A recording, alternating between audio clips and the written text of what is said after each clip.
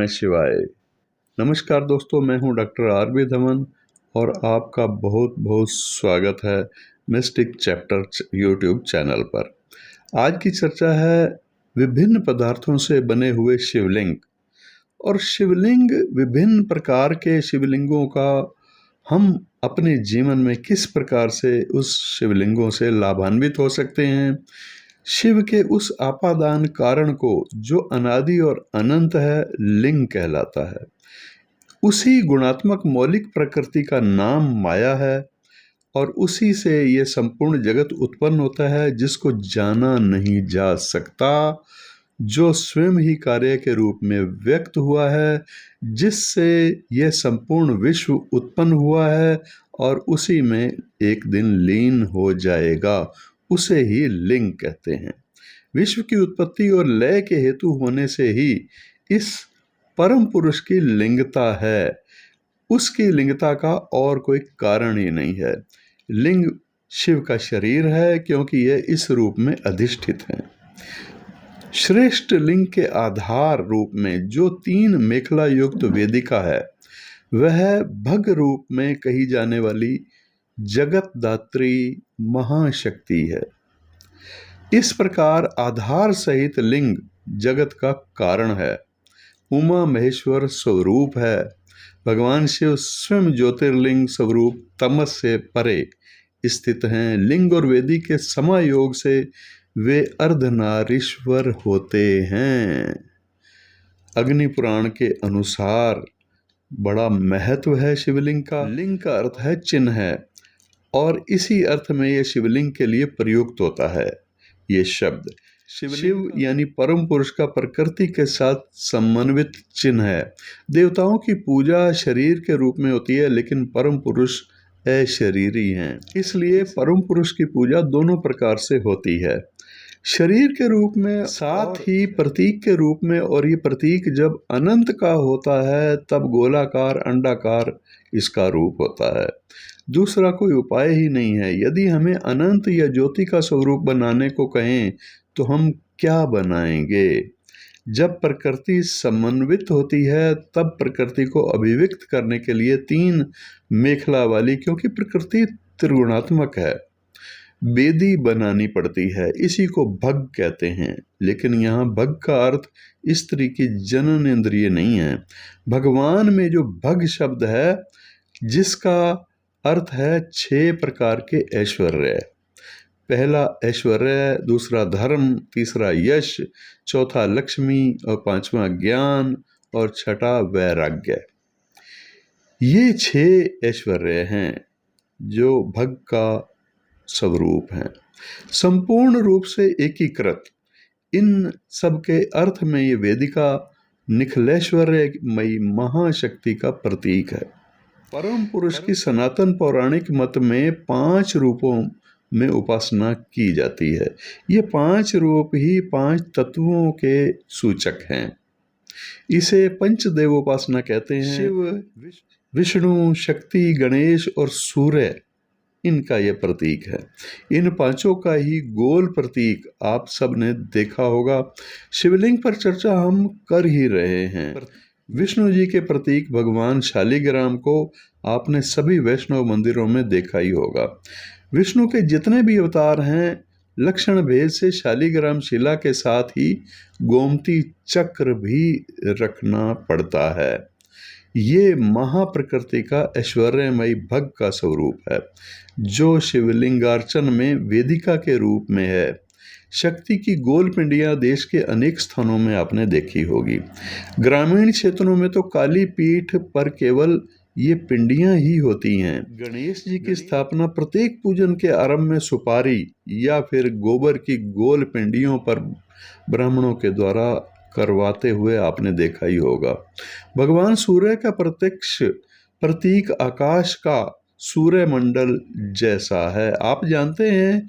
और जहाँ भी ग्रहों का चक्र बनाए जाते हैं, सूर्यमंडल को गोलाकार ही बनाना पड़ता है। इस प्रकार इन पंचदेवों की लिंग बना करके, अर्थात चिन्ह बनाकर उपासना होती है।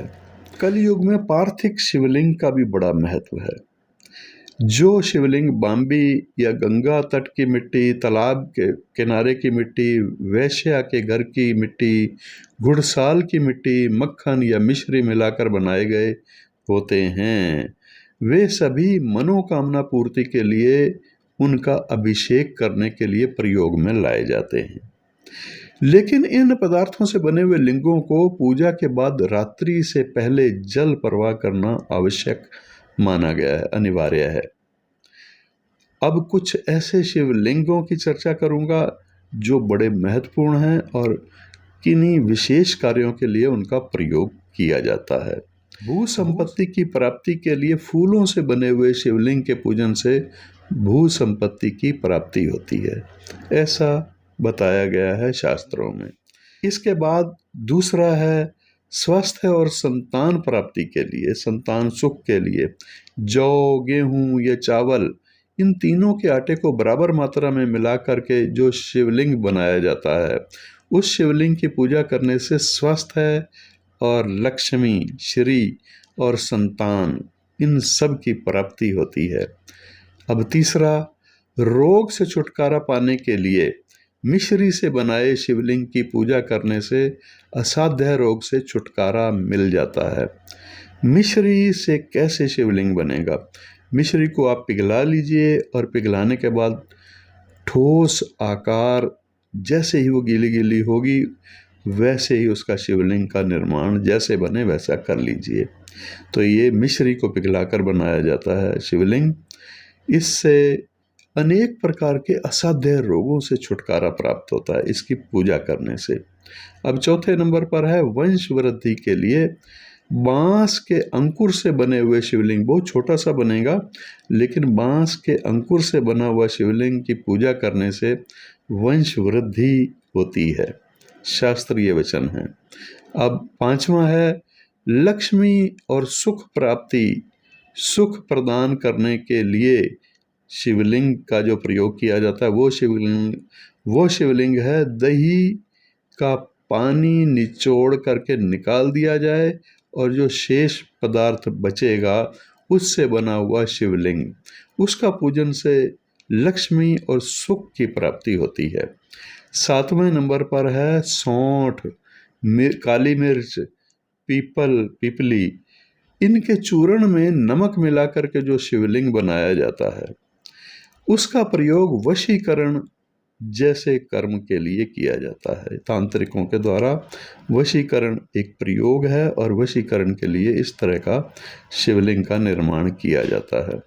आठवें नंबर पर है तिलों को पीस करके उन तिलों से बनाया गया शिवलिंग। ये हर प्रकार की अभिलाषा की पूर्ति करने वाला शिवलिंग होता है। नौवें नंबर पर है यज्ञ कुंड से प्राप्त की गई भस्म। इससे जो शिवलिंग बनाया जाता है उसका पूजन अनेक प्रकार के मन की इच्छाओं को पूरा करने वाला, अभीष्ट फल देने वाला कहा गया है।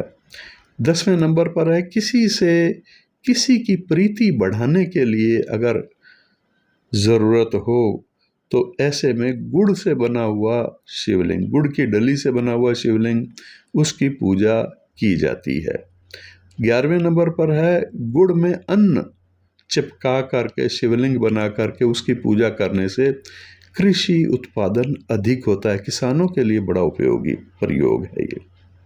इसके बाद 12वां नंबर है किसी भी फल को शिवलिंग के जैसा रख करके पूजा करने से फल वाटिका में अधिक फलों की प्राप्ति होती है। इसके बाद 13वां है आंवले को पीस करके उसका बनाया गया शिवलिंग मुक्ति प्रदाता होता है। किसी कि असाध्य रोग में वो तड़प रहा है और उसकी मुक्ति उसको प्राप्त होनी चाहिए। इस शरीर को कष्ट भोग रहा है, अत्यंत भयंकर कष्ट भोग रहा है, तो उस शरीर की मुक्ति प्राप्त करने के लिए ये प्रयोग किया जा सकता है। आंवले को पीस करके बनाया गया शिवलिंग और उस शिवलिंग की पूजा करने से, प्रार्थना करने से उस रोगी जो कि असाध्य रोगी है, महा कष्ट भोग रहा है, तो उनको कष्टों से मुक्ति प्राप्त होती है और मुक्त हो जाता है इस संसार से। 14वें नंबर पर है नवनीत यानी मक्खन और मक्खन में वृक्षों के पत्तों को पीसकर मिला करके बनाया गया शिवलिंग, ये महिलाओं को विशेष रूप से लाभकारी होता है। स्त्रियों के लिए सौभाग्यदाता होता है इस शिवलिंग की पूजा करना। और इसके बाद है 15 नंबर, दूर्वा को पीस करके लिंगाकार गूंथ करके उसकी पूजा करने से अकाल मृत्यु का भय दूर होता है। किसी ज्योतिषाचार्य ने अगर कुंडली देखकर बताया कि इसकी अकाल मृत्यु का योग है, तो अवश्य दूर्वा से बने हुए शिवलिंग की पूजा करने से अकाल मृत्यु का भय दूर होता है। 16 नंबर पर है, कपूर से बने हुए शिवलिंग की पूजा करने से भक्ति और मुक्ति दोनों प्राप्त होती हैं। ये जो 1 से लेकर के 16 नंबर तक इन पदार्थों से बने हुए शिवलिंगों की मैंने बात की, इनकी विशेष बात यह है कि इनको एक ही दिन पूजा करनी चाहिए और प्रतिदिन इसको पूजा में प्रयोग नहीं कर सकते।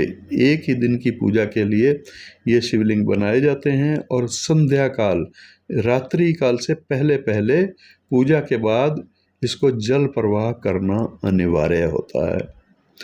अब कुछ ऐसे शिवलिंग हैं जो स्थायी हो सकते हैं, इनकी पूजा प्रतिदिन कर सकते हैं। इसमें सबसे पहला शिवलिंग है लोहे धातु से बना हुआ शिवलिंग। इस शिवलिंग की पूजा आराधना करने से तांत्रिकों को तंत्र में सिद्धि प्राप्त होती है। तांत्रिक मंत्रों की सिद्धि करते हैं जो लोग, उनके लिए बड़ा उपयोगी है ये। इसके बाद कस्तूरी या फिर चंदन से बना हुआ शिवलिंग, इसकी विशेषता यह है कि यह शिव सायुज्य देता है। शिव के द्वारा हर प्रकार की कृपा प्राप्त होती है। भगवान शिव की कृपा उस साधक को अवश्य प्राप्त होती है। इसके बाद फिर है मोती का बना हुआ शिवलिंग। मोती से बनाया गया शिवलिंग स्त्रियों के लिए उनके भाग्य की वृद्धि करने वाला माना गया है। अगर कोई स्त्री मोती से बने हुए शिवलिंग की पूजा करे तो उसके भाग्य में वृद्धि होती है। सौभाग्य वृद्धि के लिए ये शिवलिंग प्रयोग किया जाता है। उसके बाद फिर है स्वर्ण से निर्मित शिवलिंग, चाहे वो 1 ही ग्राम का क्यों ना हो। उस शिवलिंग से समृद्धि प्राप्त होती है। आर्थिक रूप से समृद्धि प्रदान करने वाला समृद्धि दाता, समृद्धि प्रदाता इस शिवलिंग को माना गया है। शिवलिंग की पूजा इस प्रकार से भी की जाती है।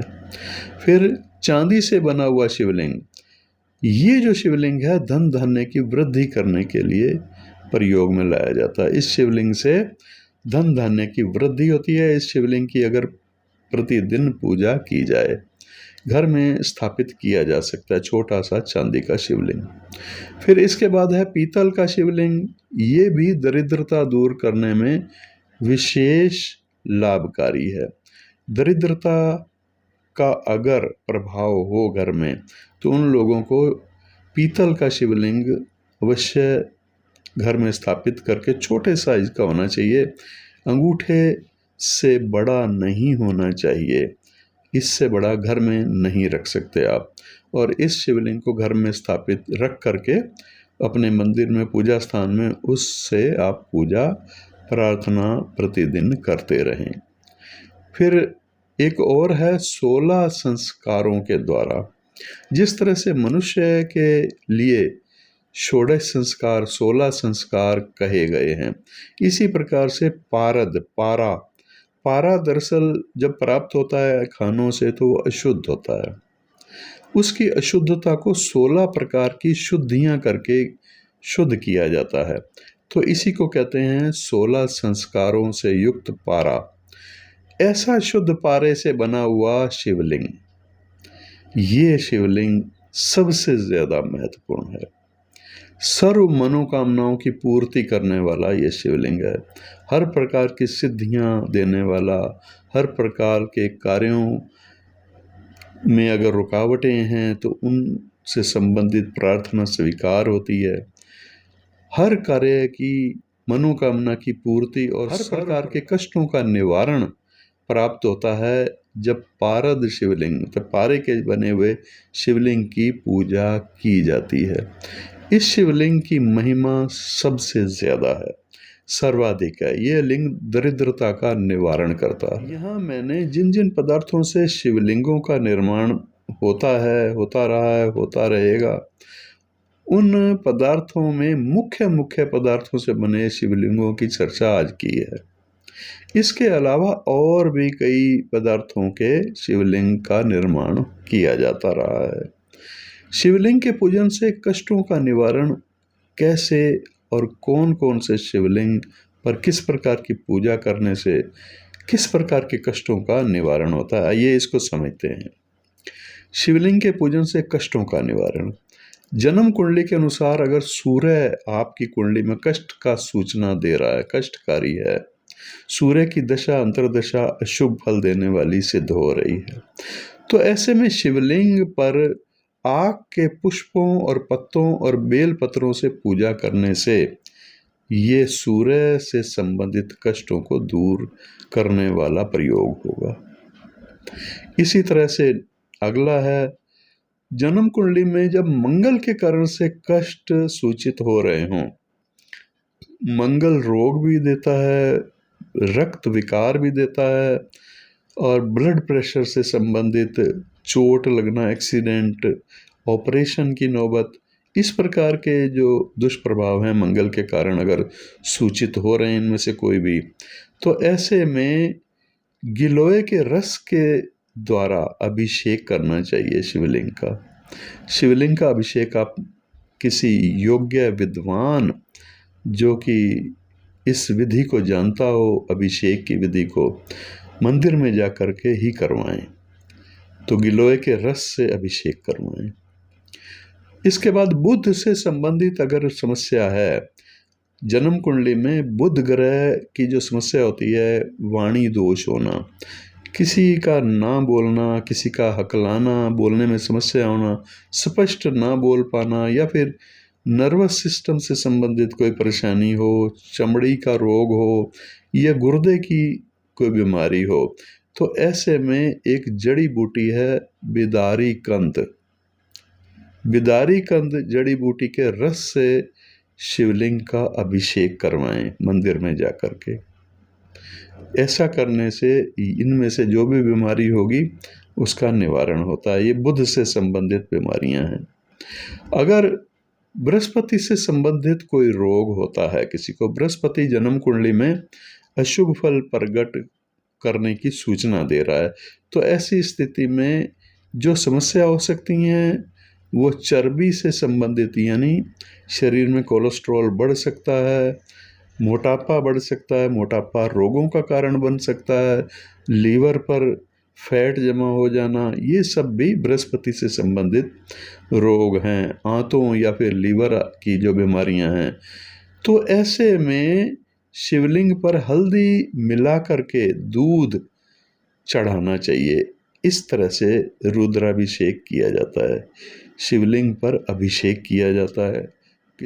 किसी अच्छे विद्वान से आप ऐसा करवाएं। इसके बाद है शुक्र ग्रह। अगर जन्म कुंडली में अच्छा नहीं है, शुक्र ग्रह से संबंधित परेशानियां सूचित हो रही हैं, तो इससे स्पष्ट है कि उस व्यक्ति को, वो पुरुष है या स्त्री है, तो उसको सेक्स से संबंधित कमजोरियां होंगी, शरीर में निर्बलता तो होगी, हर प्रकार की कमजोरी, और साथ में पुरुष हैं तो वीर्य दोष हो सकते हैं, स्त्री हैं तो स्त्रियों वाले कोई रोग हो सकते हैं, और इसके साथ साथ या डायबिटीज़ भी हो सकती है, शुगर की बीमारी भी हो सकती है, जिससे कि शरीर की शक्ति क्षीण होती हैं।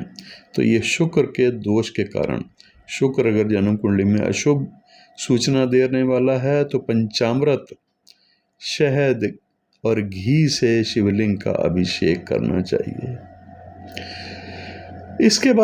इसके बाद है शनि से संबंधित जो रोग होते हैं, उनके लिए रोग कौन से होते हैं? शनि से संबंधित बड़े सारे रोग हैं, 80 प्रकार की तो वात व्याधियां हैं।